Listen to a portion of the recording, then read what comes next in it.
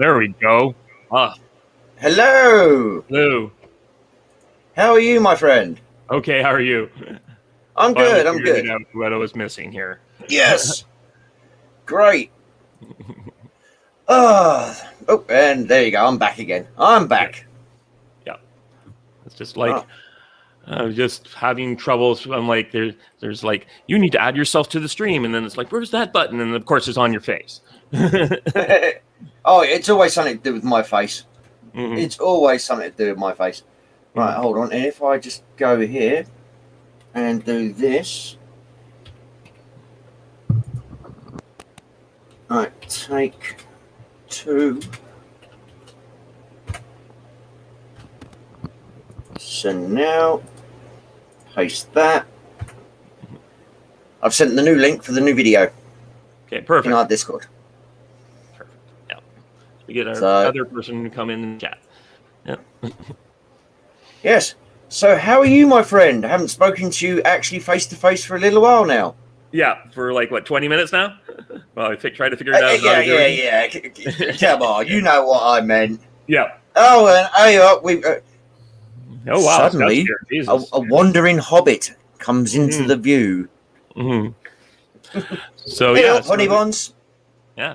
So this is kind of a new feature that I'm trying to do, like doing live streams like this with StreamYards. Kev's come on to help me out, and we were trying to do a new show when we can do it because our schedules are up in there. But I mean, it was Easter Monday; he had it off, so we can't. Yeah, well, anytime I can help out, I will. So what we've noticed that there's a lot of modern stuff being talked about on different on the Planet of the Nerds, but no one really gets into the classics of stuff. No. And we wanted to talk about the movies we love, and some of those movies were not made in 2010 plus. So some of them were not even made in 2001. Right. Or 91. Oh yeah, that's true. Like certainly, the one of my movies is definitely made back in the mid 70s. So this is our new feature. So we're going to take like a movie or a director, an actor or a director, and just discuss the movies that don't get as much love for them, for those things, for the entire body of the work. And Rutger Hauer is of course a great character actor. He's a legend. Yeah, a lot of different things, but he's primarily known for one particular movie, Blade Runner. And we wanted to talk about the top 5 movies that are from Rutger Hauer that are not Blade Runner. Yep. And so we have compiled our own lists for you. Yep. This is not based on box office records. This is personal taste. Yeah. Because, I mean, like, if we're going to do that, we'll just choose Batman Begins, which he's just mainly a minor character in, versus, exactly. He was a bit part actor in that. That's not a vehicle. That's, a film that he just pops up in. So, although Blade Runner's probably more successful over time. I reckon Blade Runner's more successful overall than Batman. So Batman would be over time, through DVD sales and just rewatching. Re-releases and special director's editions and. I remember I was watching Cisco and Ebert for a while there because they had all their shows on the internet, and they both hated Blade Runner when it came out. I don't get how they got so massive, because I'm sorry, I don't think I've really seen, for every one take of theirs that I ever saw, that I thought, yeah, that makes sense. There was 2 I just thought to myself, did you actually watch the... Sorry, are we allowed to swear on this show? Sure. Not like I'm getting monetized anytime soon. All right, cool. Well, I'll just checking. But I was thinking, what the fuck, guys? You haven't seen this movie, obviously, the way you're talking about it. Yeah. So I never understood how they were as popular as they were. Oh, okay. Well, they were popular because of the first ones, right? There's like 4, maybe 5 guys who get to go on TV. They're the first ones to go on TV. If you want to have a really weird time, watch their very first episode, where they just kind of come in there. They have none of the formula yet. They don't even really know each other, and they're just like, and they were very intellectual. Like they were on one of those Sunday talk shows, and as the formula develops, they get used to each other over time. It gets to the format we now know, and it's just hard to believe that before them. There is no movie There was reviews no real, on TV. no real movie critics. The only reviews you'd really get would be in your papers, your Sunday papers, Right. and stuff. So yeah. So and so which one are you, Siskel or Ebert? Which one are you? Oh, I'm going to guess Siskel.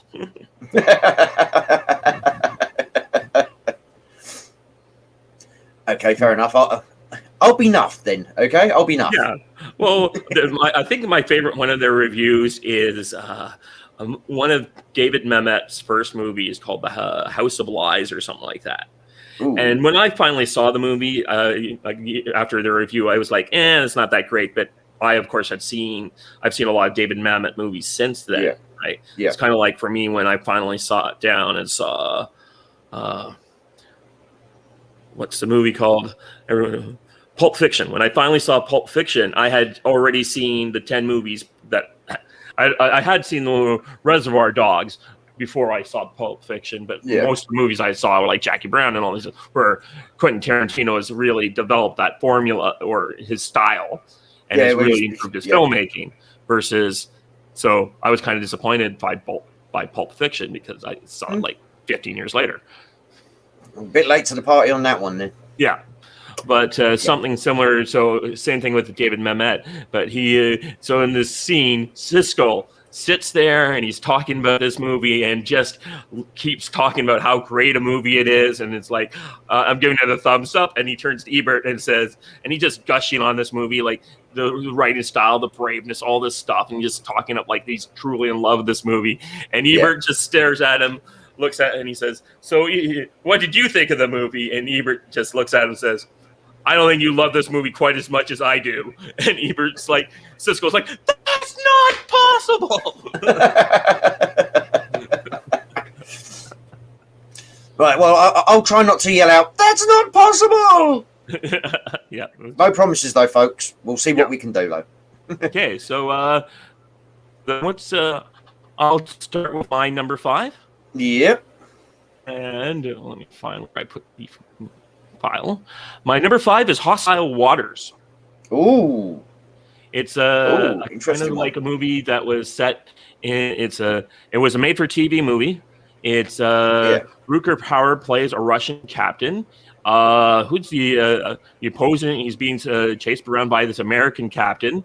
They are doing like test launches, and suddenly the nuclear missiles malfunction while they're on this boomer sub, and they have to deal with all this stuff going on. You got Americans, people watching what the sub's doing and trying to figure out what's going on. The Russian government's trying to do that. And of course you have all the political intrigue that happens because, the Russians don't want to admit there's anything ever wrong, or the Soviet Union doesn't want to admit there's anything wrong with their sub. No, there's never anything wrong. Come on, we've all seen every movie. There is never anything wrong. Yeah. So it's just like a very different style movie. It's like if he had been a bit more of a bigger cachet name, a movie like that would get more. Would be. I mean, they did it with K-19 Blood, The Widowmaker with Harrison Ford. But this movie's before that, and it does, I think, a much better job than K-19, and just dealing with the whole story. Yeah, no, that is a good one. I have to admit, I think I've only seen it once though. So again, I think that was one of those, sort of like the late night on TV kind of show, movie where it shows up and you like, it's on, I'm falling asleep, but I'll have it on. Yep. So me personally, like I say, can't really rate. Now, most of mine, you're probably going to laugh your ass off. Okay. Yep. My number 5, Buffy the Vampire Slayer. It's certainly a good one. I didn't put it on my list, but it's definitely one of those movies I was like, for him. Yeah. Oh yeah. No. Buffy the Vampire Slayer. Okay. Hey Bob, how you doing, by the way? Hey. But no, Buffy, he just plays the head vampire so perfectly. He plays him so deadpan, even though he's completely ridiculous with everything he comes out with and the way he behaves. He plays him so straight down the middle. it just made the film for me. Yeah, it would have been nowhere near as good. A good actor from the genres like that can do that. Like Malcolm McDowell can do that in some. Like I hate Tank Girl. It's not a great movie, but he's great in that movie. Malcolm McDowell's brilliant in that movie. And actually, I like Tank Girl. It's fun. If you don't take it serious, it goes on for too long. That's the problem. Is like they kind of. I probably need to watch that movie again now that I'm older and more genre aware. I watched that as a teenager, and I just I had a problem when they suddenly broke out into the musical number when she's rescuing the kid. Yeah, and they do that 5-minute song and dance thing. Yeah, that was a bit. I mean, I know it's completely, it's supposed to be a completely bonkers mental film. A complete bonkers film that does it way better than Harley Quinn ever did. Yeah, that's true. That is absolutely true. Yeah, why did I not think of comparing Harley Quinn to Tank Girl? Yeah, that's a very good one. I missed out on that one. See, this is why you should do more shows. Yeah, you're educating New York. You're educating New York. Oh, and also the other reason I really, really like Buffy is we ended up getting two awesome TV series out of it. The Buffy, I mean, granted, the last season of Buffy wasn't brilliant, but then we had Angel as well. And we got, and for those who like it, we get Firefly. It started Joss Whedon's career, so the Buffy the Vampire Slayer movie is directly responsible for Justice League, or Justice League. Justice League, as they call it. But we also got the Avengers out of it, so half and half, right? Oh, we got Firefly out of it. Come on, right? And Serenity, the movie. I like Serenity, but it was just like it was answering the questions I had never asked. I found. Oh no! To me, Serenity, I really liked because they tried to tie up what you could see they were setting up for a 5-season arc for the show. Yeah, and then Serenity tried to kind of answer some of the questions like where did the Reapers come from and stuff like that. Yeah. So the Reapers question, it was just one that I hadn't really thought too much about, though it was very interesting to see how it went and when it worked out. But the more for me was the psychic girl. It was like, she was always the more interesting thing. Yeah, River. Yeah, River. So but no. So yes, without Buffy, we would not see. Maybe I should have put it higher than number 5. Then we would not have got Avengers. We would not have got the TV shows. We would not have got Firefly and various other things that Whedon's done. Yep. So yeah. But yes. Yeah. So my number 4, and sure, a comic with Bob, if you want to put down your list in the comments, that's pretty good. My number 4. Yeah, Bob knows his stuff. So come on then, Bob. What was your 5th best Rutger Hauer movie that is not Blade Runner? Because the whole thing is we're not allowed to pick Blade Runner because that's the one that everybody knows him from. Yeah. So come on, Bob. Put that noggin to use. Not just holding your hat on. Well, we're waiting. My 4th was Wanted Dead or Alive. Ooh, I was tempted to put that into my list. That just dipped out of the top 5. So, hey Spencer, how you doing? Hey. But yes, explain it. By the way, folks, all these movies, if you haven't seen them, you really need to check them all out. Seriously. So I watched Wanted Dead or Alive again for Blood of Heroes is definitely on my list. I watched that movie again for Christmas Eve. I tend to do like this kind of genre movie Christmas Eve, that tradition for a long time. I mean, I watch even I always watch Battle for Beyond the Stars for Christmas Eve. Magnificent Seven in space. Yeah, pretty much. But so, and with James Horner's score too, like before he was anyone. So Wanted Dead or Alive is based on, it's a distant sequel to a Western TV show from the 1960s, I believe, about a bounty hunter that goes out and does stuff. And Rutger Hauer plays a distant ancestor of that person. And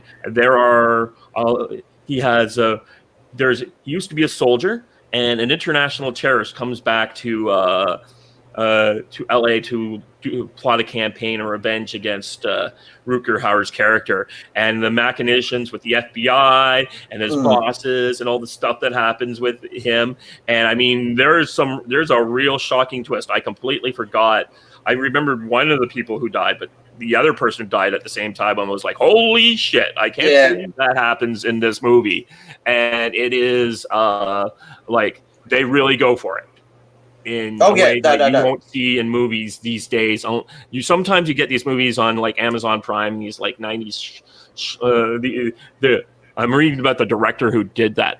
This guy, Randall Emmett movies, they're called.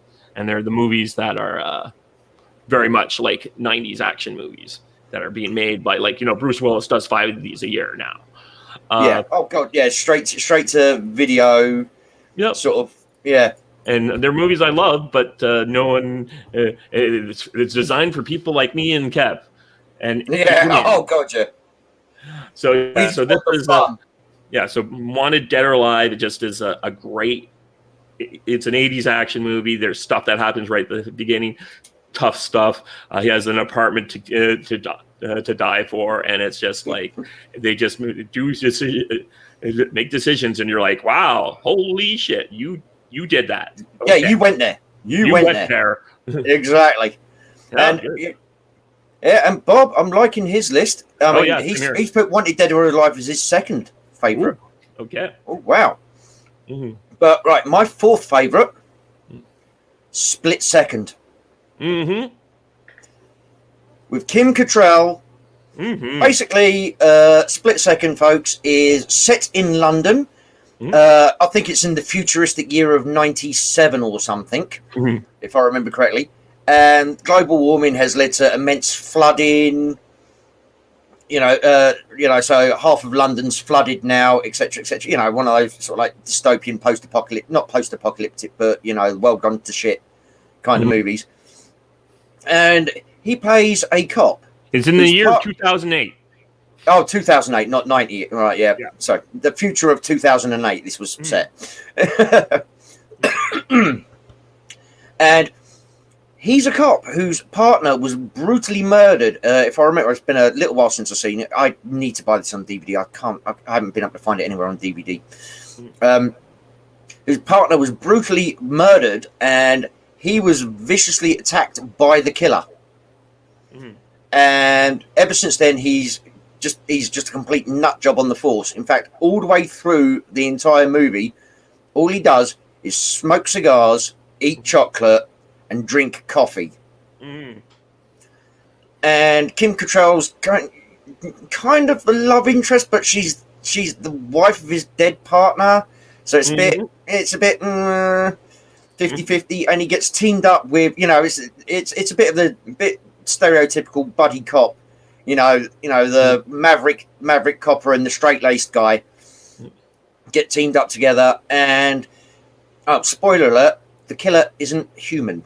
In fact, we don't ever really find out what it is. There's some implications that it might be a devil or a demon, but they never fully flesh that out. They leave that to our imaginations. And it has one absolutely awesome line in it. His straight-laced partner, after he was brutally attacked by said creature killer, he's laying there. He's like, what's going on? And he's carved. Oh, David, you're muted. David? You're muted. Oh. Sorry. You muted for a second. I didn't hear what you said then. No, I didn't really say anything. All right.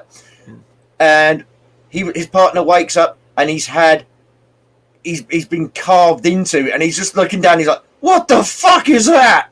And then his partner goes completely off the rails, and they walk into the armory in the police department. And they're just out. Yeah, and his partner's got the cigar hanging out of his mouth, and he's like, here, have some of this. He starts feeding him chocolate and coffee as well. And he's like, we need guns. We need big fucking guns. Yeah. Too small. And then they get those freaking minigun type things. Such a good movie. Absolutely brilliant movie that is. Yeah, I like the part where he's talking to his new partner. He's like, so you have a girlfriend? And he's like, yeah. You have sex with your girlfriend every day? And he's like, yeah. He's like, yeah. Oh yeah. Like, that's disgusting. No. What it is, he's like, because he goes, I've just, I read all these books, and he's got like a stack of 13 books. You read all those books? He said, when did you get time to do that? He goes, after I finished my morning run. He's like, you read all those books and you went running? He went, yeah, and I went running after I had sex with my girlfriend. He's like, what? Yeah. It's the deadpan humor in it is great as well. Yeah, there's some great stuff in that one. Oh, yeah, I thought about having it. I thought about doing that one on my list, but I knew you were going to have it on the list, and I had some other movies I wanted to have on the list instead to kind of. We can't have everything be the same movies, but technically we could. But yeah, technically we could, because this is our own personal opinions. So yeah, that's true. But I was like, the movies I chose also were kind of reflecting of that. That they're also good movies. That my third movie people should know. Yeah, my third movie is Crossworlds.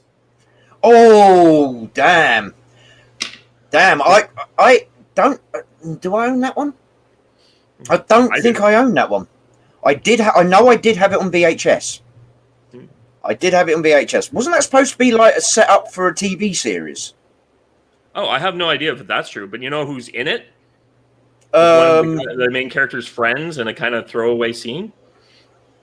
It's been a couple of years. Go on, hit me with it. Jack Black. Was Jack Black?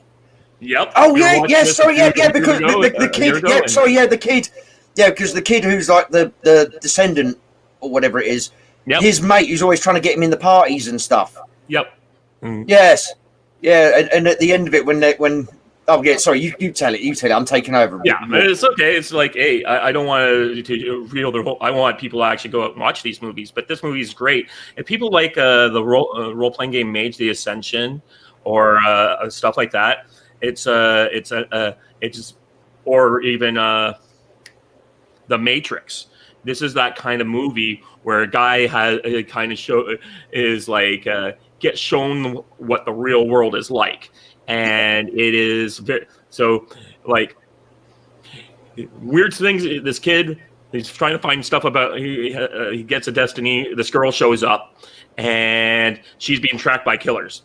And he tries to rescue. And she's very good looking as well. Yeah, she's very good looking. He meets her at the party, and then turns out she's there to get something that he has that was from his father.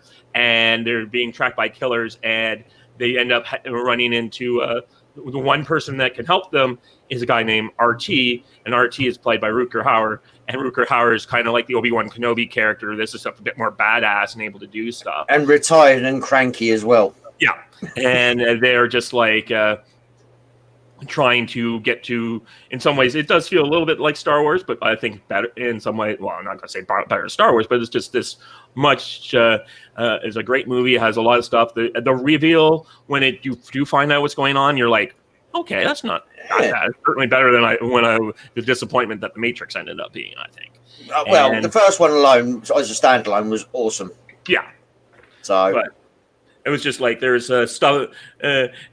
It's like, how do you explain some of the things that happened when they happened? And yeah, but I really enjoyed this movie. It's a great little gem that you can find. You can buy it on YouTube or rent it on YouTube or Google Play. And yeah, it's a lot of fun, and it's just one of those things that I'm glad to have on my list. Yeah, no, I think it was. Okay. Yeah, I think they were planning on doing it a spin-off show of it, because it was a made-for-TV movie, really. And I think they had plans to expand the world and, follow the adventures of the kid whose name I can't remember now. Yeah.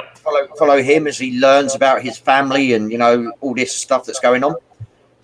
But it never really happened, because I don't think Crossworlds was popular enough at the time, which was disappointing.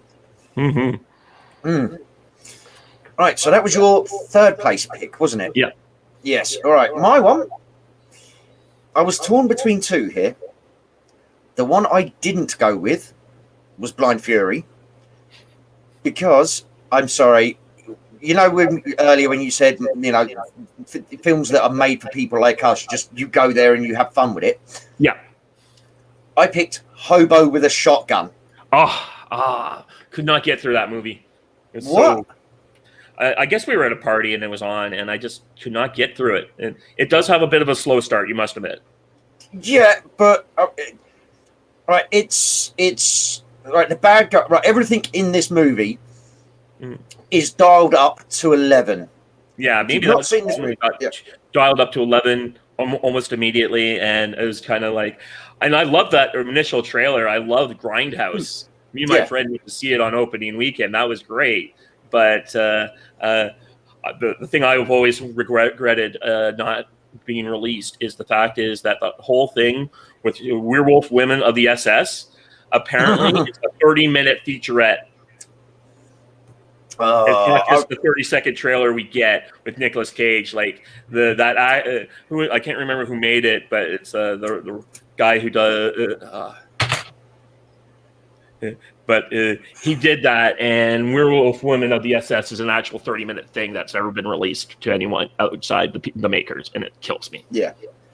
But, I mean, the Hobo with a Shotgun all came about because they originally did a YouTube video, just where they got a real hobo, and they just filmed over a couple of days this spoof movie trailer for it.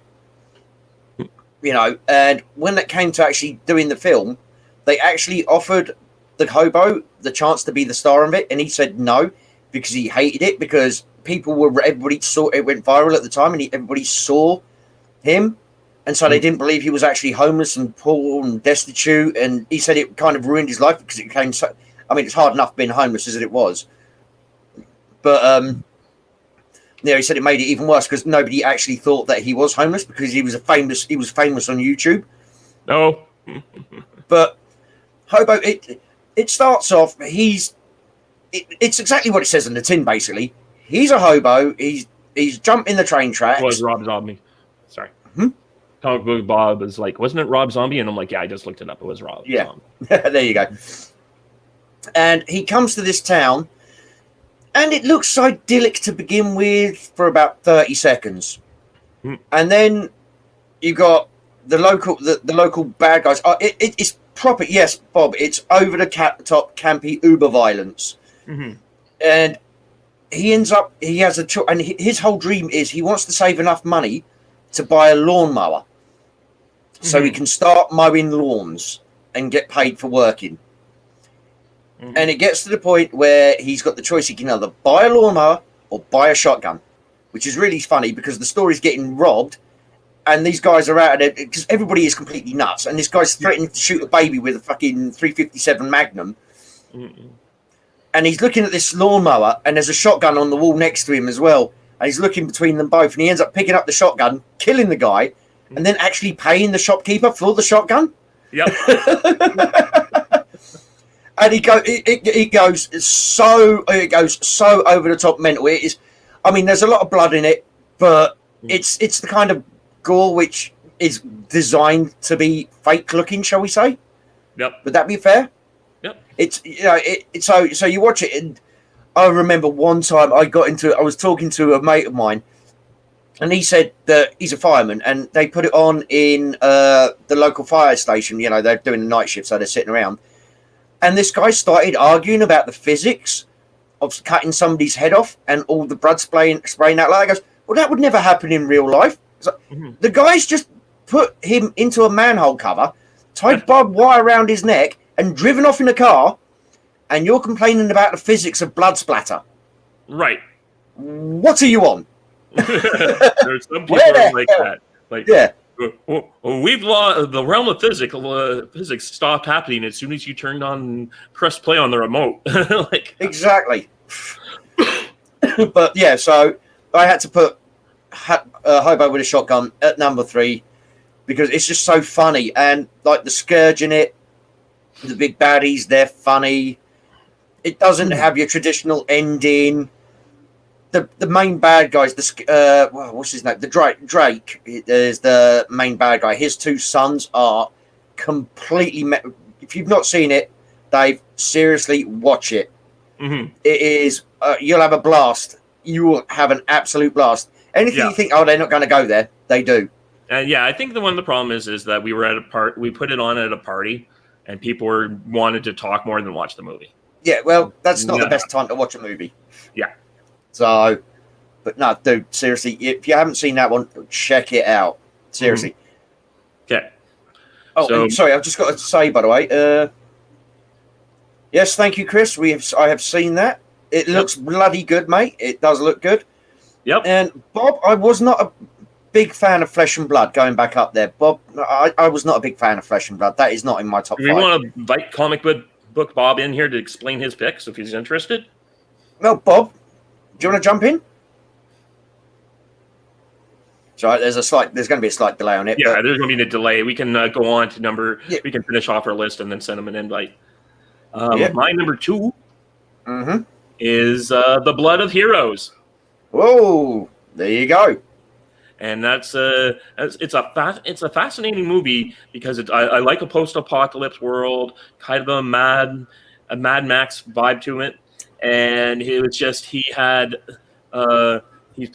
Rutger Hauer. Basically, they made a sport to make a movie, and it's this post-apocalyptic, kind of like lacrosse, kind of like base, or even what's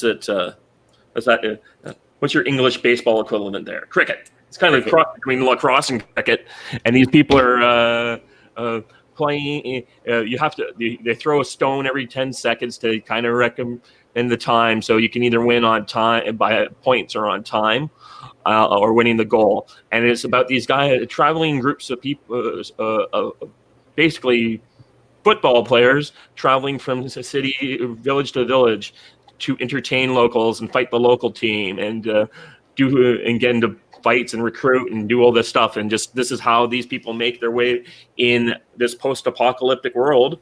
And it's one of the few movies in that kind of genre where there's not like a war but like the war has happened. We don't never get kind of explain what that was all about, but it's just kind of like getting to see this post-apocalyptic world function. And they eventually decide to, one of them's like, we need to go back to the city and like we want to try and join the Premier League essentially. The league. They just call it the league. Right. It is just the league. And so they go the 9 cities. Yeah. So you get to go to the league and you find out what, and it turns out Rutger Hauer's character was kicked out. And so he used to be one of those premier players, and he's trying to come back in, and there's drama and some political shenanigans. But I always like that kind of thing where it's like, so one character's like, well, if we I figure if we can get like just survive 300 stones, we'll be fine. And then they're like, so how many stones did you get to when you joined? He's like, 26. It was like 26. No, it's 26. Trust me, I've watched it just a couple of weeks ago. He's like 26. Yeah. And two of us were still standing. It's just like it's a great like Rocky style sports movie set in a post-apocalypse with a game no one's really seen before, and you've hardly seen movies like this. Yep. And Rutger Hauer gives a great performance of this kind of washed-up guy. Yes. Oh well, I'm gonna skip my number 2. Just quickly, you'll understand why in a second, and go straight to my number 1. Mm-hmm. Just for context here, my number 1 pick, Salute of the Jugger. Yeah. Which is what the UK release name of Blood of Heroes was. Right. That was my number 1 pick. So you picked for number 2 what I had picked for number 1. Right. And why do you like it so much? It's the whole. I mean, the cinematography is great. Mm-hmm. You know, you feel down and dirty during the games. You know, that it looks bleak. How can I describe it? The fact that they don't actually explain anything. Like, there's an opening text call at the beginning. It's like nobody knows how this game came to be played with dog skulls. Right. Or any of that. It's just, and it's the underdog story. And also, you know, Vincent D'Onofrio and Delroy Lindo, 2 of their first roles. Right. And you also had Richard Norton. He was one of the players from the 9 Cities that they went up against. He's an Australian martial artist. He was very big in Hong Kong in the 80s and 90s. Even did a few films with Cynthia Rothrock and stuff like that. But it's just everything about it's so much fun. You know, it's just one of those. And you know, when they finally get to the 9 cities, they end up going down in an elevator. So you get the impression it's post-nuclear war, shall we say? Right. And they're going down deep down, but to the bowels of the earth, where the bunkers were, where the elite would have survived the nuclear war. Right. You kind of get that feeling to it, and then the social structure they kind of created when they go down into that realm and stuff. It's I don't know. It's just a bloody nice feeling movie. It's not preachy. It again. It does what it says on the tin, but it's so much fun to go with it. Yeah, you know. And I love the fact that they don't explain the game they don't fully explain the game. So you know you got your drive, you got your slash, you got your back charge, you know, you got your quick. But they don't explain who set these rules in place or any of that, and the ending itself, you know, they end up, spoilers folks, for a film which came out in, what was it, 86 or something, or 89 I think it was, maybe. You know, spoilers for a 30-plus-year-old film. Yeah. Yeah. Do you want me to drop that to Bob in the Discord? No, I put it on the chat. I mean, there's only like 3 people there, so I'm not that worried. All right, fair enough. If more people want to come in, I mean, like, oh my God, that's a terrible thing. But the ending of that film, you know, at the very end, it's like he loses most of his team, doesn't he? He loses Joan Chen, Delroy Lindo, and Vincent D'Onofrio because they get recruited into the league. Yep. And the executive who doesn't like him is like, well, I don't have to do anything else. Imagine him, the only, you know, challenge team to ever win against professionals in the league, and he's going to be playing Dogtown till he's dead. So I win. Yep. And just the end shot is brilliant when he's got that young team around him and they're all bricking themselves, and he's just calm and cool. And I cannot remember her name now. The girl that was playing with them, who got proper fucked up. Yep. They're just chilling. Everybody's bricking it, and then just the final shot is the other team walks over the hilltop, and they got the sun behind them, so they're just all in silhouette. And it's just like, there you go. That's the end of it. And he's just like, play hard. You'll forget the fear. Done. Credits. Yeah, it's good. Yeah. So well, so that was my number. That was my number 1 pick. Yeah. Well, we'll get to my number 1 now, and then we can go circle back around for your number 2. Yeah. Okay. I'm wondering. I've got a nasty feeling something's going to happen here. Give me your number 1 pick. Blind Fury. Ah. Like I said, I wanted to put Blind Fury in, but I just Hobo needed to be in there. Yeah. Hobo with a shotgun needed to be in there. Okay. Blind Fury is, like, I think one of the best of these weird genre movies ever made. So Rutger Hauer plays like this wounded Vietnam War veteran who's blind, and he's also a Zen swordsman. So it's like the whole Zen swordsman mythology out of Japan being taken into America, and he's brought in by this family. I believe it's like his nephew or something like that. No. What it is he was blown up and blinded in Vietnam, and he spent years in the jungles of Vietnam learning all this stuff with the blind sensei master who teaches him. And he doesn't come back. I think he just comes back to America, and I think he goes to visit family or something. Yeah, I think it's like his maybe one of his, either a soldier or his brother's wife. That's it. His best friend's wife, I think it is. Yeah, she's being hassled by these bad guys who want to like move her out of the landscape, or move her house out of the way, and things happen. And no, I believe it's like her ex-husband kidnap her son or something like that. Anyways, it's my number 1 pick, and I can't remember half the plot. But that happens. It's nerves when you're on camera. We're not here for the story on this. And by the way, welcome, Comic Book Bob. Hey, Bob. What's up? How you doing, guys? This is a good subject, man. Oh yeah, I thought so. And we're talking about doing like top 5 movies directed by John Carpenter and stuff like that. Paul Verhoeven, or Oh yeah.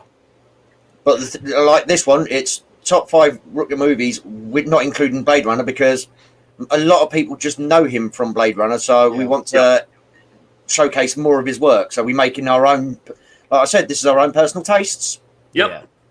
I mean, the 2 movies you should probably take off that list would be Blade Runner and The Hitcher. So.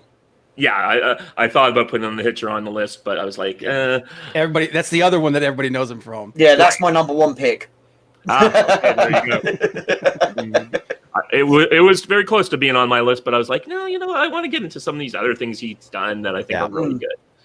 So but we're here to see a blind man fight like all sorts of people in all sorts of different ways and all sorts of action scenes right up until he fights the Japanese guy right at the end. Like, oh wow, I'm up against an actual Japanese guy. Yeah, because he touches him in the face. He goes, Japanese. Doesn't he? Because he's blind, so he gets up, he touches his face. He feels his face with his hand. He goes, and he just does that little Japanese, eh? The best part of that fight too is when the Japanese guy is tapping his sword on the floor. He's like, "Hey, I'm over here." Yeah. That was awesome. But yeah, to defend myself on the flesh and blood thing, man. That's like the first Rutger Hauer movie I ever saw when I was a kid. Right. And it was like it was one of those guilty pleasure movies. But I forgot about Crossroads, and if I had remembered that, I probably would have kicked that off the list. Crossroads or Crossworlds? Crossroads. You see Crossroads. You see Crossroads. Yeah, that's a different movie entirely. Yeah. Crossworlds though. If I'd remembered that one, I probably would have kicked Flesh and Blood off there and put that one on there. Yeah, fair enough, man. Fair enough. I don't know. Flesh and Blood. It was one that it didn't grab me. I mean, he always gives a good performance. Yeah, he's not the main character. That's exactly. Yeah, part of it. Yeah. I mean, that's why we said at the start of the stream as well. We could have gone with Batman if we were talking about the best movies. We could have gone with Batman Begins. Yeah, Sin City. Again, I thought about that one, but then I thought no, because it's not his movie. He's only in it for like a minute and a half too. So Sin City's in a little bit more. Well, he plays the priest, so but that's what I'm saying. But you got the other scenes where he's been decapitated as well, so he's still technically in the movie as well. They were lugging his head around. Okay. Yeah, exactly. Oh man. But yeah, sorry to interrupt you. Go ahead, man. That's right. Now, my number 1 was actually The Hitcher. It's a great movie. Don't watch the remake. Don't watch the remake. God, I feel so bad for Sean Bean, man. It's like, how you gonna follow up friggin' Rutger Hauer, dude? Yeah, you can't. I'm sorry. He's one of those guys you can never follow up. And the basic story of The Hitcher is a guy's driving across America, and Rutger Hauer's hitchhiking. Guy picks him up. He drops him off. What you don't see is when he drives off just after picking him up, there's an abandoned car in the shot in the background with the doors wide open and stuff. And it ends up, this guy is a complete nut job. We don't know his name. We don't know where he's come from. We don't know why he's doing it. He's just terrorizing this guy, murdering everybody that gets in his way, just because he wants to, as far as we're aware, because there is no motives explained. And then the final shot of The Hitcher is when he survived. Rutger's been defeated, and the guy, I cannot remember the actor's name now. I'll have to look it up. But the guy who Rutger's been terrorizing this whole film is hitchhiking with a long black trench coat, and that's the final shot of the movie. That's it. Damn, C. Thomas Howell. Yeah, C. Thomas Howell, dude. Jesus, I forgot that. Yeah. Oh my God, what was the name of the girl who was in the movie? She's Jennifer Jason Leigh. Jennifer Jason Leigh. That's right. Yeah. Yep. Yeah. So I had to pull up the IMDb because I couldn't remember it was Thomas Howell. Yeah. And what was it? What's the guy that played Dale in The Walking Dead? He was the police captain. I can't remember his name off the top of my head. I've never watched Walking Dead. He's one of those dudes, like, if you saw his face, you're like, oh yeah, that guy, because he's in like everything. Jeffrey DeMunn is what. Yeah. Okay. That's it. Yeah. Oh, Jeffrey DeMunn. Yep. He's not. Well, maybe that's filmography. So, but it normally shows up TV series there. But no, no, he was in West Wing. And, yeah. Oh, sorry. Yeah, just Walking Dead. Yeah, 19 episodes he was in. Yep. Mhm. Yeah, he played Dale. Mm. But no, dude. Yeah, dude. Friggin' the original Hitcher. I remember that when that movie first came out, and people were losing their minds over it. Oh yeah. It was a video nasty, wasn't it? Oh man, they were like the trucking scene is so. Oh yeah. That's so wrong. And the thing is, the first time you're watching it, you're thinking there is some way he's going to stop this. You know, they're not going to do this. This is not going to actually happen. He will save the girl. He will save the girl. And then he's just like, maybe I was wrong. See, and I think that's what set so many, what triggered so many people. They were like, because it completely broke the trope, you know, like the hero's going to save the girl. Exactly. Nope. The killer is like the pretty much all the way through to the very end. The killer is like just one step ahead. He's just better than everybody else, you know. Yeah. It's like that character. I put that character as far as like how dangerous they are and how intelligent they are. I put them right up there with like Hannibal. Oh yeah. Well, the thing is, though, with Hannibal, you get some backstory. Yeah. Yeah. With this guy, you don't. He's just picked up, you know, on a desert road somewhere, and that's all you know about him. He's like a force of nature. Yeah. Yeah, exactly. So he's not anybody. He's nobody. He's absolutely no one. Yeah, well, that's Will Moore says Kev has not seen The Walking Dead. Wow, I've never seen The Walking Dead. Yeah, you didn't miss much. Yeah, that's no, what sorry. I understand. I was never a big zombie person, though I did watch Zed Nation. Yeah, and that I really enjoyed. But I mean, that's more of a true post-apocalyptic tale. Yeah, the graphic novel was good for like the first couple story arcs, and after that, I was like, okay, now you're just rehashing shit. Yeah, not been funny. See, zombies. What in my mind, zombies will work for a 2-hour movie, but not 20 episodes. Mm-hmm. You get what I mean? Yep. Because your guys' list, you guys had Blood of Heroes, you had Split Second, you had Wanted Dead or Alive. Did any of you guys pick Bone Daddy? No, I did not. But I have not seen it, so that's probably why. That's a really good one. That's the one where he's a forensic pathologist, and he becomes like an author. He creates a book based off of his cases and everything. And the bad guy, the serial killer in his book is called Bone Daddy. So then all of a sudden, his producer gets his publisher gets kidnapped, and someone starts sending him a bone removed from the guy's body while he's still alive. He's keeping the dude alive. And he's removing his bones one by one, and he wraps them in a page of his book and he mails it to him. Oh wow! And as he's trying to figure out who this killer is, one of the suspects is his son.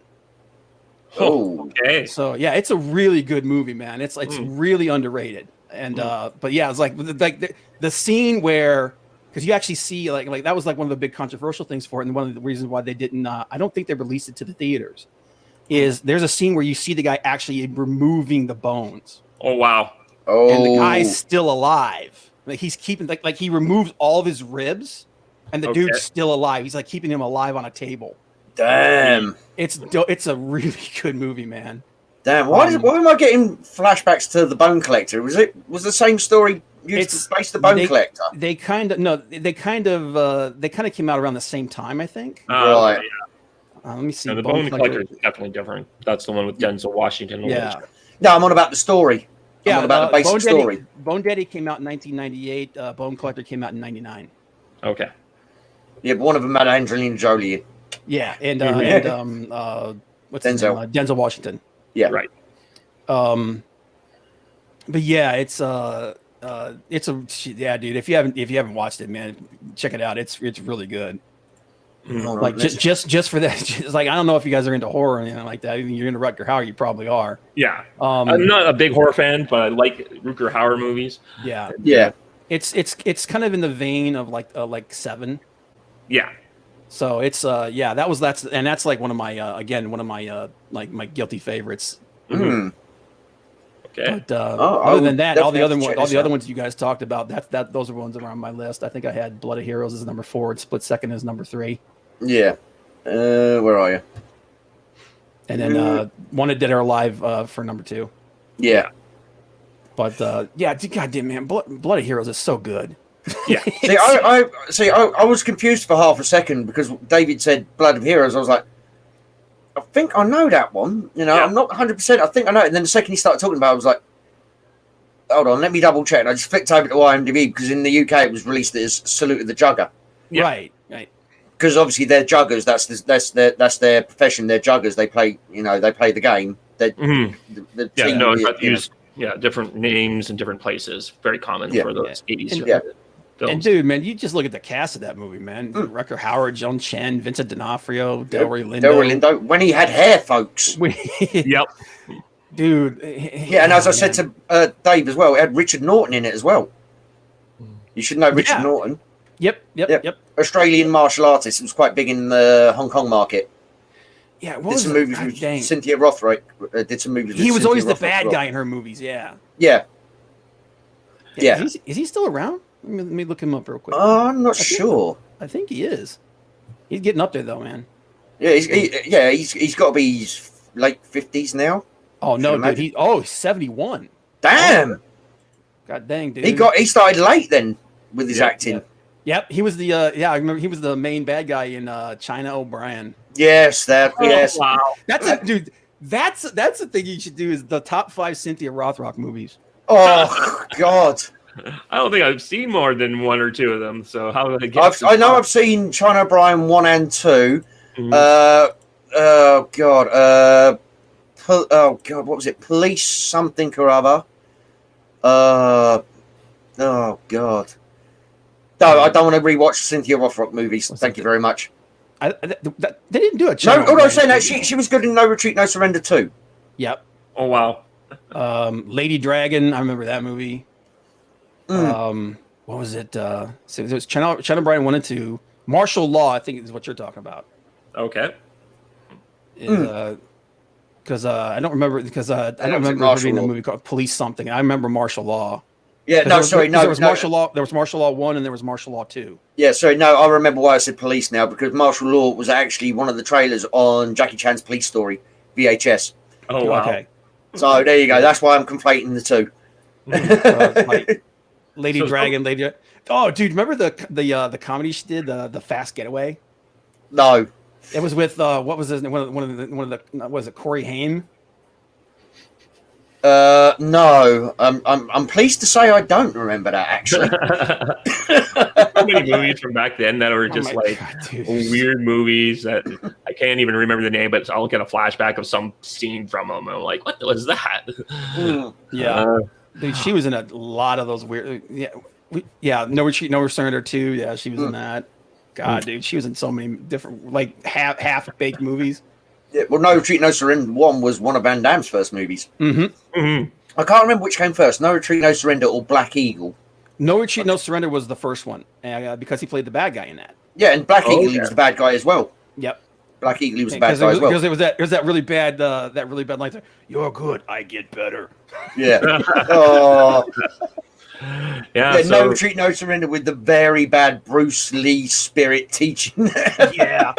Thankfully, with No Retreat, No Surrender 2 and 3, they completely ignored all that.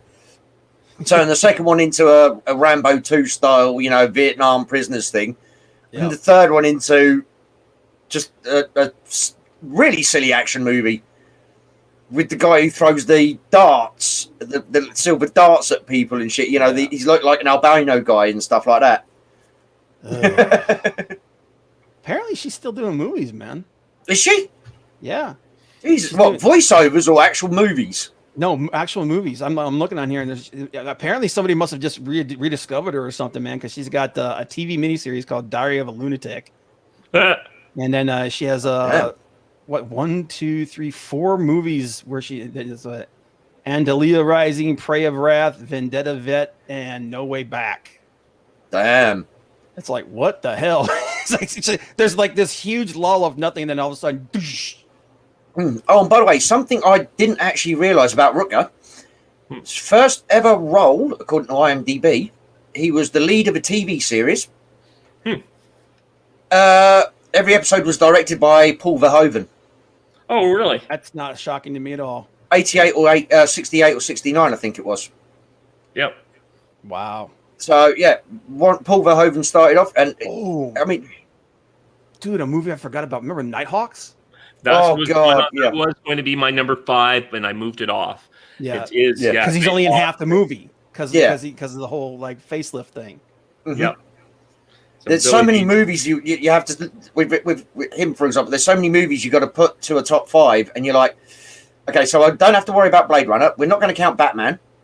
And then you go through this list and you go, oh yeah, that one, and that one, and that one, and you're like, this was a good choice for this guy for this first episode. Like I said, I had to move Blind Fury off my top 5. So, you're right. I do have to ask you guys a question, and whether you think it's a good movie or it's a bad movie, because this is a movie that's like really divisive for people with him. Lady Hawk. Boring. I found it. That one was one I was thinking of putting on my list. It's a divisive one. Like for its time and place. I'm divided on it, man, because I liked his part in it. Mm-hmm. Yeah, I didn't like the movie. I could not stand Matthew Broderick in that movie. Dude. No. Oh, okay. I saw it when I was very young. So yeah, and I remember liking it because it came out at the same time as like Labyrinth and Krull and stuff like that. Legend, yeah. So it was one of those. I was like, ooh, the sword and sorcery fad that was coming out, and I remember liking it as a kid. But then I went back and tried to watch it. And I'm like, God damn, this is boring. So you want to know a perfect movie that encapsulates that? You liked it as a kid, and then you go back as an adult and watch it, right? Yeah. Me and an ex of mine, way before we knew each other, as kids, we liked the Garbage Pail Kids movie because, you're a kid watching something like that, right? No, hear me out. As a kid watching that, you think it's really cool. It's really fun, really funny. It's a really good movie because you're a kid and you're enjoying it. Me and her thought, we'll watch it again. We sat there and we were watching the Garbage Pail Kids movie and we were just looking at each other going, what the fuck did we ever see in this film? Why the fuck are we watching this again? Jesus Christ, we have just destroyed childhood memories. Oh, man. It's like going back and watching the original He-Man cartoon. Dude, I never liked that movie. Even when I was a kid, I didn't like that movie because it had. I never watched it. Like we were talking about, just circling back to Nighthawks briefly. Like for those who haven't seen it out there, it's Sylvester Stallone and Billy D. Williams back before Star Wars. I think one of the first movies I'm sure that Stallone did after the first Rocky movie. It was 81, so it had an amazing cast, dude. Sylvester Stallone, Billy D. Williams, Lindsay Wagner from The Bionic Woman. Yep. She was in it, and Rutger Hauer was in it, and Anthony Hopkins played the original version of Wolfgar, right? Was it Anthony Hopkins? No, it's like maybe it was. Isn't it Anthony Hopkins the British anti-terrorist guy? I can't remember. I'm like pulling up the whole cast here to see what's going on. Well, Lady Hawk. Yeah, I'm just having a quick look through as well. Can I? Alfred Molina. Yeah, dude, he played the cardinal that put the I completely forgot. Jeez, I mean, I didn't like the movie, so I wasn't gonna, I'm not gonna rewatch it. Do you know what I mean? But that's one of those movies that should have had. No, Alfred Molina was not. He was the knight, the evil knight that was fighting him. Okay. What's his name? John Wood was the bishop. Okay. Yeah, John Wood was the bishop. Yeah. Yep. Yeah. And Michelle Pfeiffer. What was the name of the guy that played the drunk guy who was the priest that ratted him out? That guy is in a lot of stuff. He's one of those guys again. That's like you see his face, you're like, oh yeah, that guy. Yeah. I recognize him from somewhere. Yeah. But it just like I really liked it when I was a kid, and then I watched it again and again, and I'm like, I still like the Rutger Hauer parts because he's a badass. Yeah. Oh, yeah, he's great. I mean, everything he does. That's the thing. And I'm just like, I'm watching Matthew Broderick, and I like Matthew Broderick, just not in that movie. He's just, he's so out of place in that movie. Yeah. The thing is, you go back and watch it now, you'll just be watching it, waiting for him to go, that's a lot of fish. I just not that time and place where they felt they had to need that kind of character to connect with kids. Yeah. Well, it was. I think was that before or after Ferris Bueller's Day Off? I think it's before. I think he's very. You know what it was? it was after War Games. Yes. Yeah, and they were capitalizing on the War Games thing. Yeah, that's what that was. But, yeah. It was 2 years after War Games. So yeah. Yep. So Ferris Bueller's Day Off was the next year when he took off. I just hated him in the movie. Yes. But I mean, Michelle Pfeiffer was obviously hot as hell, even though she's completely out of place in that movie too. But but another movie that didn't make my list, but I was thinking about it, was Fatherland. That was, you know what? I didn't put that on there because I think that was a TV movie, wasn't it? It is, but I put the submarine movie, one on, which was also a TV movie, so I didn't mind that one. But and technically, Crossworlds, I believe, was a TV movie. Well, really? It was originally made to be a theatrical film, though. Yeah, and then they just put it on TV because they couldn't get anybody to license license it. Yeah. And I was saying, I don't know if you saw it, I believe they were actually thinking of doing a spin-off series of it, following the kid as he learns, about the rules of the universe and all the rest of it, following, the adventures. And that never got taken off the ground because Crossworld didn't pop on the TV market. So, yeah. But, what else? God dang, man. Hauer's been in so much stuff.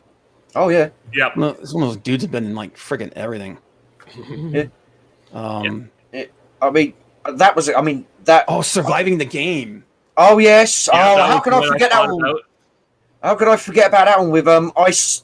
Which one of the Ices was it? Ice-T, I think. Ice-T, yeah. Gary Busey, Charles S. Dutton, F. Murray Abraham.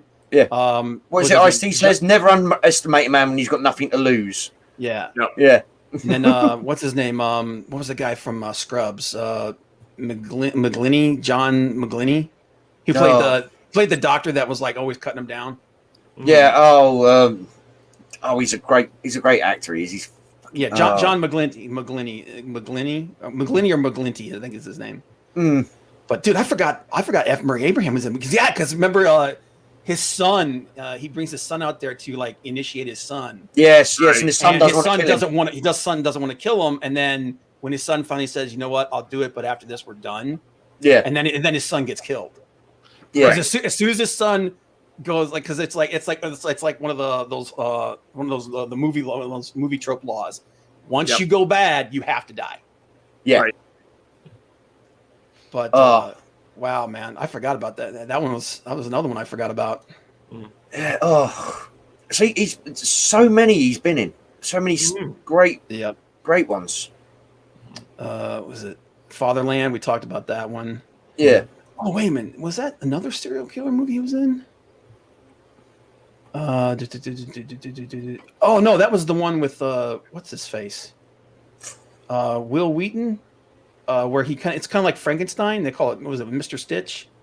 Okay.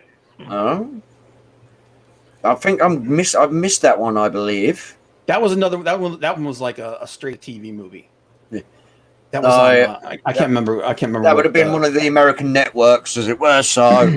Yeah, because the character has like, they make him out of like, they choose like all these like these people that are like scientists and stuff like that. And so, like, when they make him, like, he has like different skin color, like patches of skin. So he's completely like made up of like all these like 100 different people. Right. Interesting idea. It just didn't come across very well. God, man, he was. Yeah, that's right. He was on an episode of Lex. That TV series. Yeah, MTV, wasn't it? Another one. He's in the Osterman Weekend. Yep.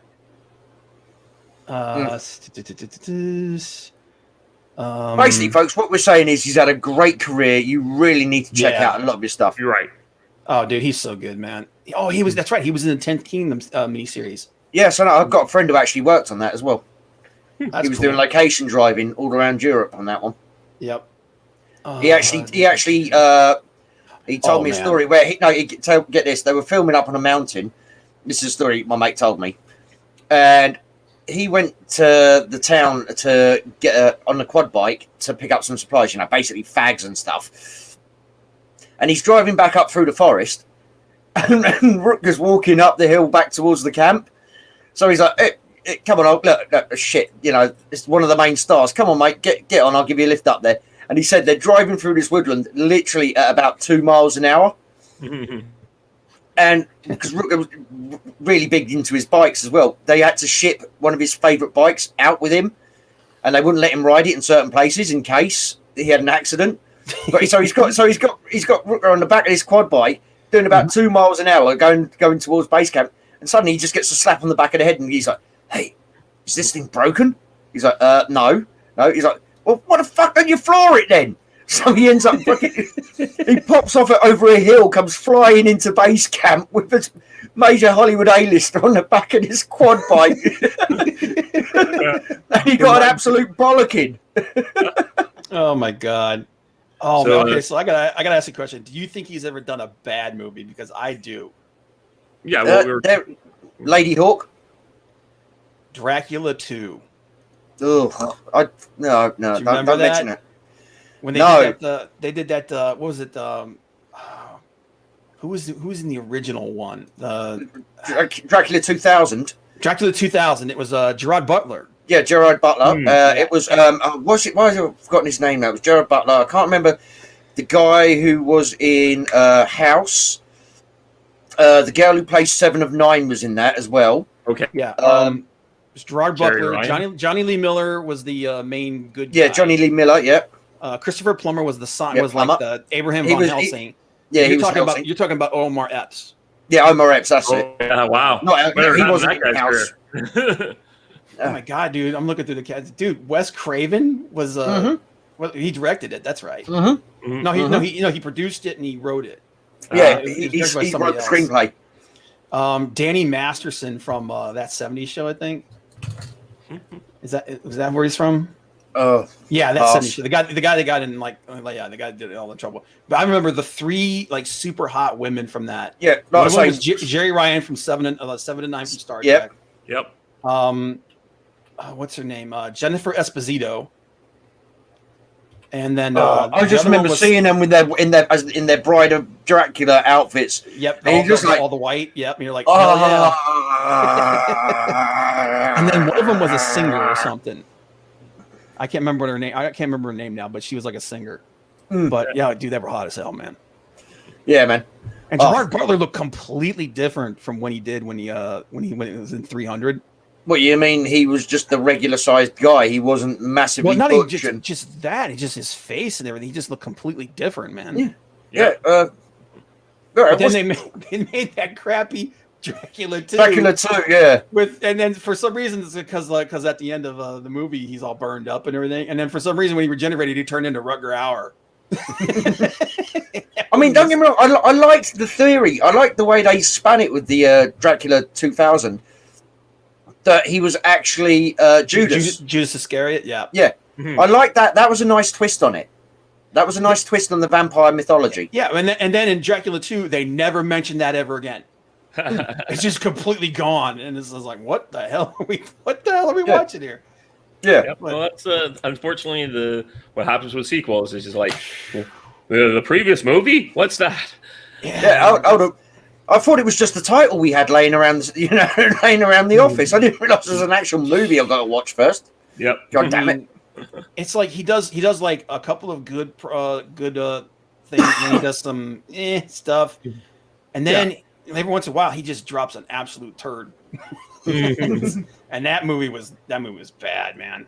Oof, that movie was so bad. It had Craig Schaefer in it. Oh,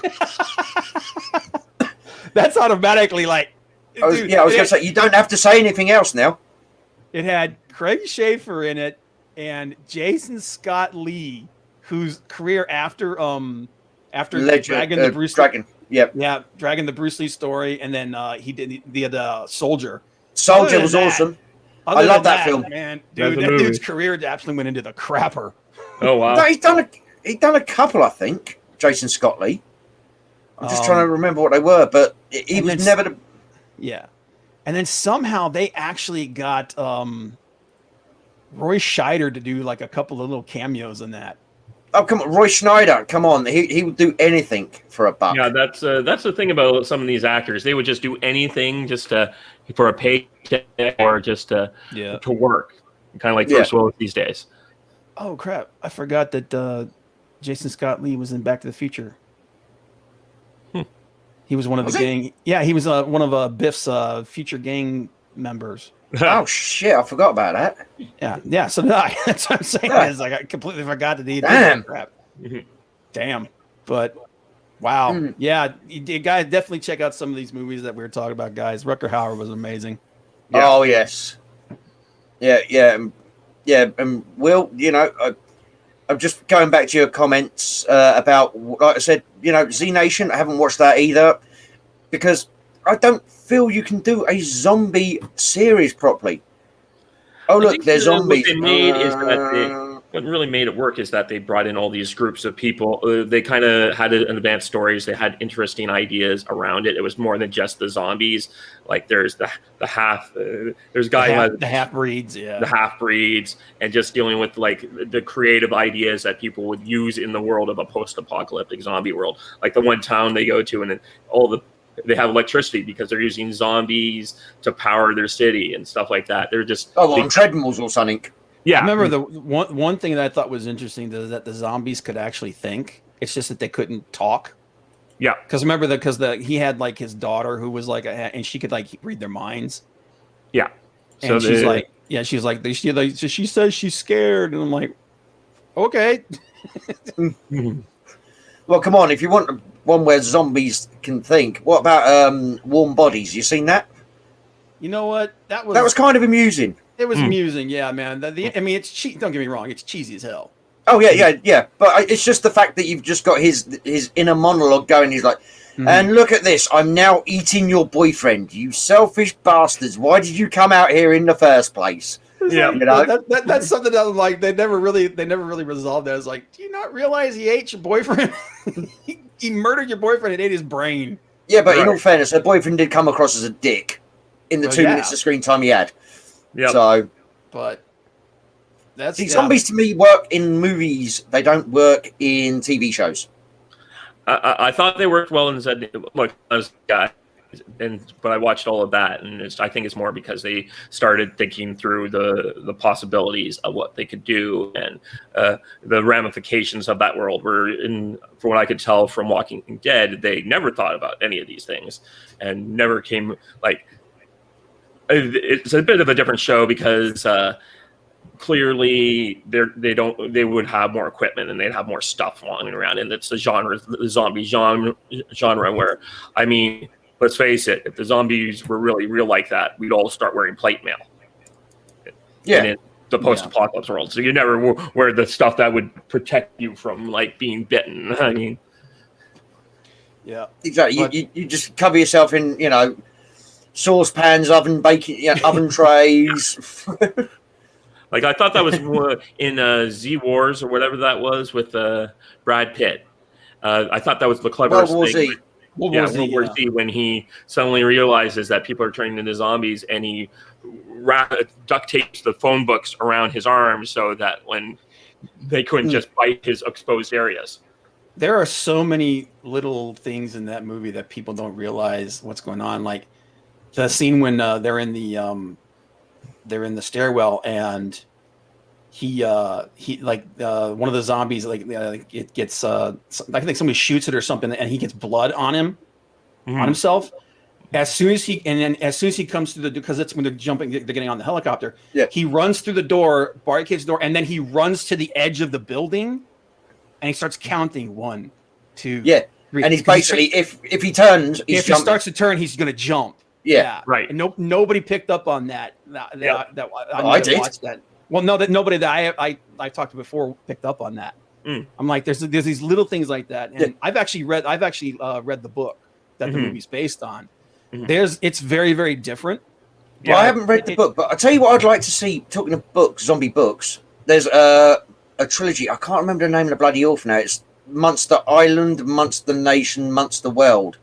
Okay. It's zombie apocalypse style one, and the first one's set on New York, I think it is.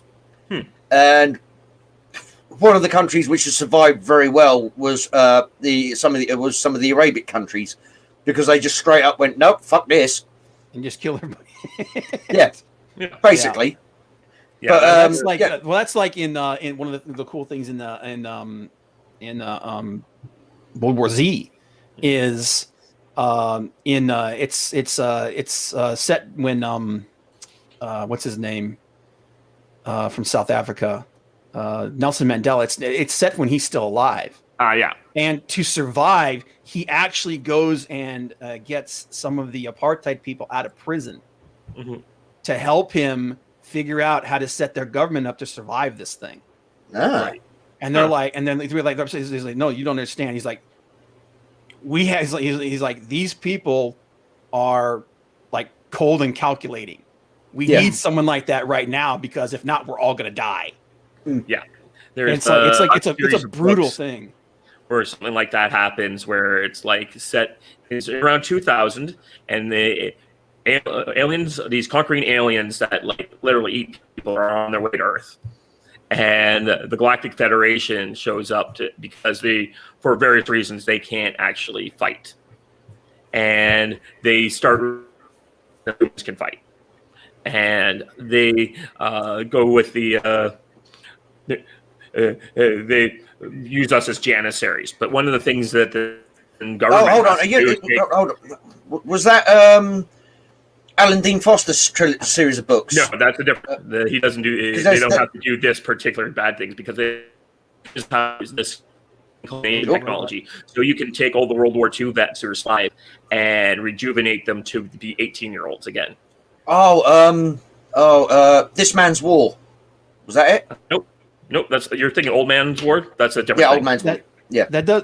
So in this book series, they end up having the Germans decide, well, I guess we're going to have to bring back the Waffen SS to fight the aliens. I'll tell you, dude. Have you guys ever ever read the book Orcs? No, I don't think so. Excuse me. I'm sure Cav knows everything about him. Hello. What do you think?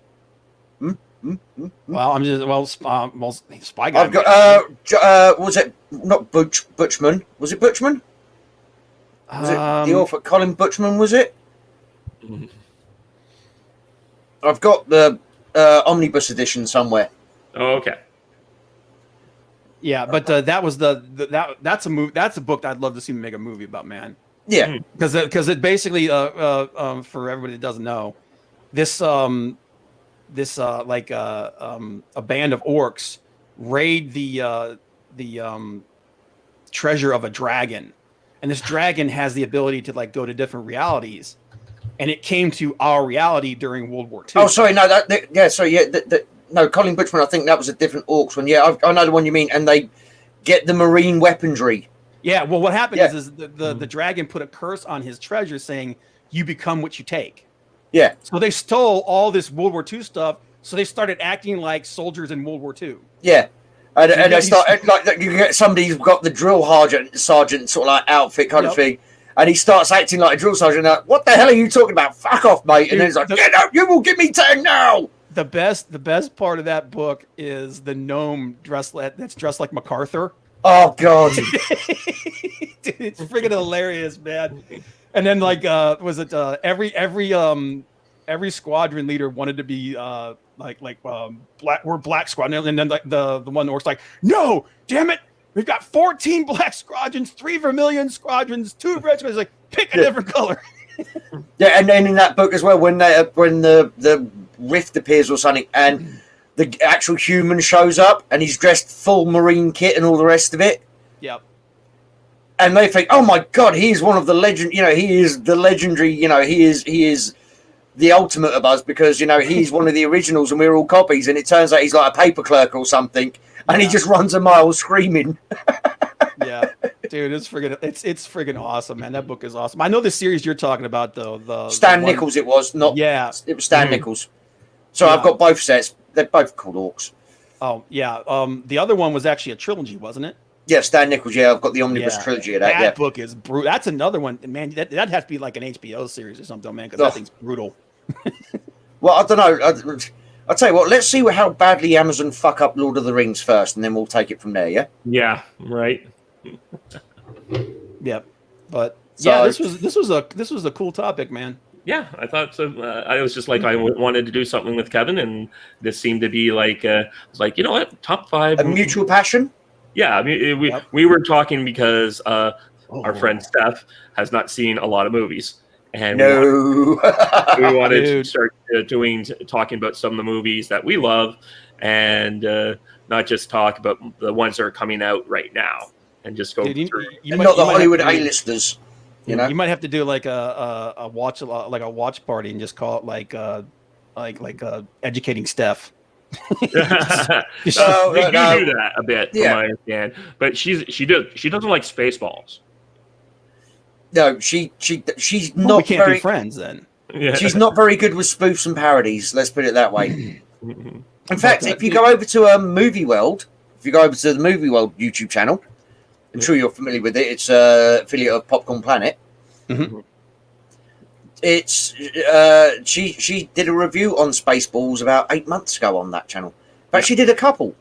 I mean, not like Spaceballs. Hold on, let me just. Yeah, okay, shut up. People Yes, don't get the okay. humor because a lot of Spaceballs. It's a little dated. It is a little dated. Something. Yeah, but no, she doesn't like combing the desert. Yeah, she didn't even get comb in the desert. That's Mel Brooks. I know, right? Yeah, He yeah. gets very tongue in cheek sometimes. Dude, I'll tell you another great topic you guys should do. Was it is Movie top World 5 she full did? mo- Did she do it? I thought she did it on Movie World. Maybe she did on Planet of the Nerds. Maybe she did on Planet Nerds. No, maybe it was on But- Planet of Nerds. But you guys got to do top five full moon films, Oh, and they Puppet can't Master. all be they can't all be trancers, man.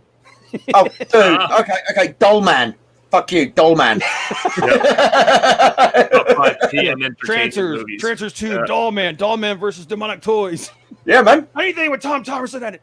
Yeah, big time. Dollman, 13 inches with attitude Oh my was god! the tagline in the UK. Yeah, That's so the many of those- Schwartz Kruger blaster, the most powerful PM handgun in the galaxy. Entertainment, another one. I loved how PM Entertainment would often bring in these actors like William Forsythe, who you never would see as a hero. Like these guys would play villains, and they would get to finally do a hero movie where they were the main person. Man, that's a hell of a friggin' list of movies right there, man. Yeah. Oh, mate, yeah. Oh man, Castle Freak, all the Puppet Master movies, Mhm. the Dollman films, Trancers, Oh. Subspecies. That was actually my favorite series, the Subspecies. Yeah. Subspecies was, yeah, it's good. Some of them were good. Yeah. Yeah, And when they started doing the ones like the branch off films and stuff, that's when it started getting weird. Mhm. Yeah. But oh man, friggin' Robot Jocks. Oh, mate. Pacific Rim done right. Yeah. Right. I have already killed you, Achilles. In here. Achilles! Achilles! Or like or when he goes to live with his brother or his sister, and she's like, "We're having real meat for dinner tonight," and he pulls out a hot dog. Yeah. Crash and burn. That wasn't as good. Well, Sorry. that was the for the Robot Jocks. That was like their moniker, Crash and Burn. Yeah. And then they actually did the movie Crash and Burn. Yeah. Well, Yep. was it Crash and Burn or was it Robot Wars? No, Crash and Burn. Okay. Maybe it was, well, it was called Crash and Burn in the UK, where you had one of the robots was basically a Terminator. And then you did have the old, scrapped giant robot coming in at the end kind of thing and shit like that. Yeah. So, And they had God, what was it? Was it Dr. Mordred? mm, That was it Jeffrey Coombs? God, there's we're so many going down all sorts of paths here. Yeah, we've just turned to wormholes. No, that's copyright. That's ours. Piss off. Okay. Nice try, though. Yep. Oh, dear. Oh But- man. So many, yeah, but the whole point of this show is actually Rutger Hauer. However you want to spell it. Yeah. However you want to pronounce However it. you want to pronounce it, because we're all pronouncing it differently, and that's great. Yes, apparently so. Well, that's our prerogative. We are honouring him in our own way. Right. And seriously, anybody who's watching this, seriously, check out all the movies me and Dave have listed and Bob have listed. Yep. And then just go back and check out the ones that we gave honourable mentions to. Like I give an honourable mention to Blind Fury, for example, an honourable mention to Wedlock. Yep. Yeah. You know, check out if you're into like Hannibal type stuff, like Silence of the Lambs. Check out Bone Daddy. It's a really good movie. Yeah, that's certainly something I'm going to have to go on the search for. Yeah, I think I'm going to have to go sailing for that one myself over the next day or two. Yeah, but yeah, like definitely look at the ones that were on the list. Blood of Heroes, Split Second, Wanted Dead or Alive. God, they're so good, man. Yeah. Oh yeah.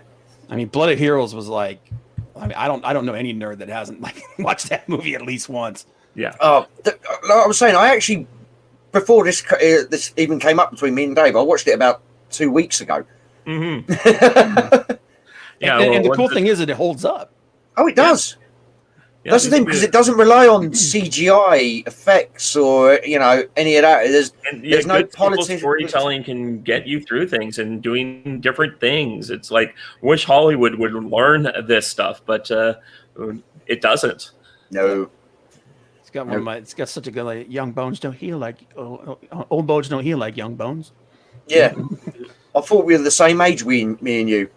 Yeah. We used to be. We used to end up watching these movies. I remember what would happen is late night TV. We had from Toronto was City TV was what the station was, and midnight they would have all these old movies. Yeah, dude. It was USA used to have that thing, Night Flight. Mm-hmm. They used to show them on there too. Mm-hmm. But yeah, good stuff. Mm-hmm. Okay, well, I think we're starting to wind down a little bit now, and it's always best to end these streams on kind of a high note. I think, yes, like we said, everyone go out there and go watch these movies and we'll be more shows like this in the future when we can schedule. Oh, most definitely. Yeah, it's been a lot of fun. Thank you for having me on, Dave. And thanks for coming on, both of you. Oh, and by the way, people, if you're new here, you don't know, this is the legend Dave. Mm-hmm. You hear us talking about him a lot over on the Planet of Nerds. Mm-hmm. He is a proper stand-up guy. Please hit the like button, hit the subscribe button. So, he's got all sorts of cool stuff on his channel. Just please go check him out. Check out the rest of the videos he's done, because some of them are really, really fucking cool. And some of them are not. Yeah, but I could say that about our channel. I know. I just being a self-deprecating. Okay, well, thanks for stopping by, guys. Like Kev said, like, share, subscribe, and we'll see you on the other shows. Yes, please do. Later. Bye-bye.